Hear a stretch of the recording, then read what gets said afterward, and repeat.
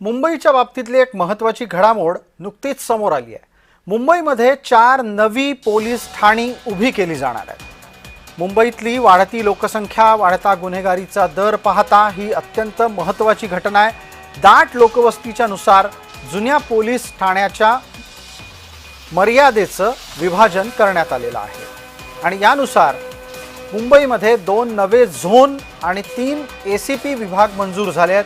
त्यानुसार 4 पोलीस ठाणी जन्माला येतील।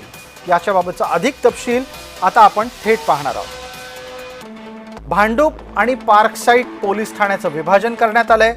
त्यानुसार महाराष्ट्र नगर पोलीस ठाणं उभारलं जाणार आहे। वाकोला आणि निर्मल नगर या पोलीस ठाण्यांचं विभाजन करून गोळीबार पोलीस ठाणं उभारलं जाणार आहे। मालवणी पोलीस ठाण्याचं विभाजन करून माघमार्वे पोलीस ठाणे उभारलं जाणार आहे। घाटकोपर आणि साकीनाका पोलीस ठाण्यांचं विभाजन करून असलफा पोलीस ठाणं उभारलं जाणार आहे।